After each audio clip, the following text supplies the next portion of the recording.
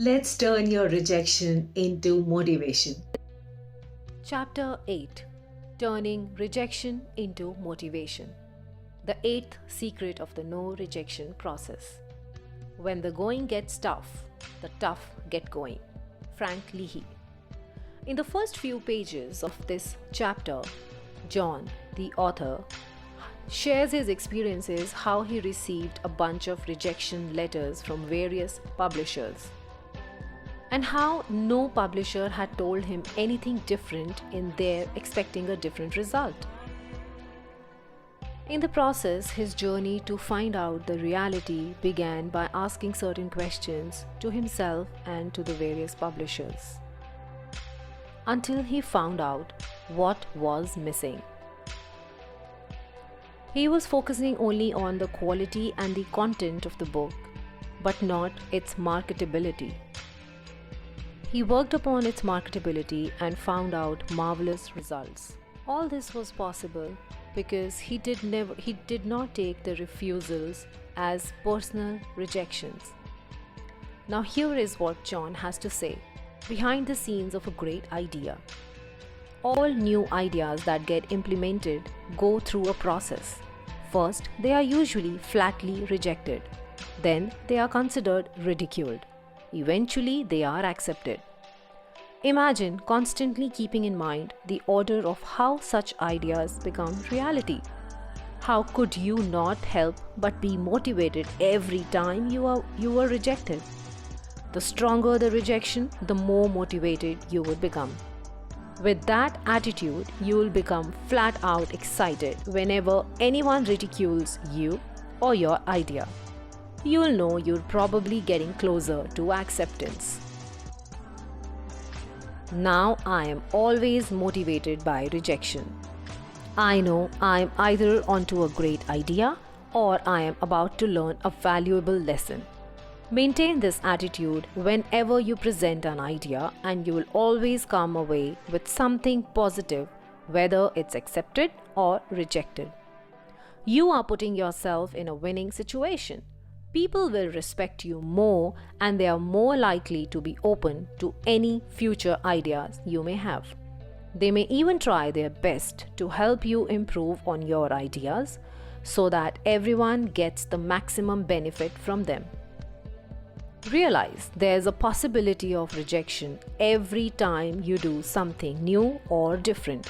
If you find everyone accepting what you say at face value, they may either be trying to avoid conflict or they just aren't taking you seriously. Keep looking until you find someone who will reject your idea ready for the world. Rejection is your friend. Another reason to get motivated by rejection is for your own good. Sometimes you get rejected simply because you deserve it.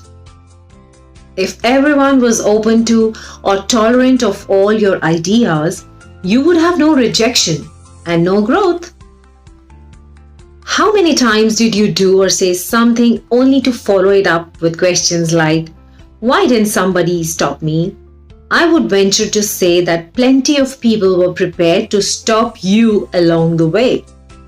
You either refused to hear them or they stopped warning you after your countless refusals to rejection. Rejection is your friend, my dear friends. Politely listen to the warnings of those you trust who are not experts on the subject. But don't let them stop you from pursuing your idea. If you basically disagree with them, but you're not sure they are not at least partially correct, hold off on your idea until you have discussed it with a person knowledgeable about the topic. If you want to learn to fly an airplane, don't talk to your 100-year-old great-grandmother who has never flown. Find a CFI, a certified flight instructor you can relate with, and they will tell you all about it. If after talking with them and taking some preliminary flying lessons, it's not what you really want, fine. Whatever you choose to pursue it or not, You will be excited about the adventure of exploring the possibilities and how it expanded your horizons. I get motivated when people I trust are challenging me on my idea. After this type of rejection, I consult with an expert. Doing this can save a tremendous amount of time and enable me to make a more informed decision. I am also able to retain the respect of others I may want to involve in projects down the road that suit them better. It also shows I respected their opinion and keeps the door open to use them as a sounding board for future ideas. While I was courteous to them, I was determined enough to follow my own direction in life and intelligent enough to search for the truth. It feels as if I am talking. And this is what I exactly followed and did when I went on a water fast for almost 10 to 13 days.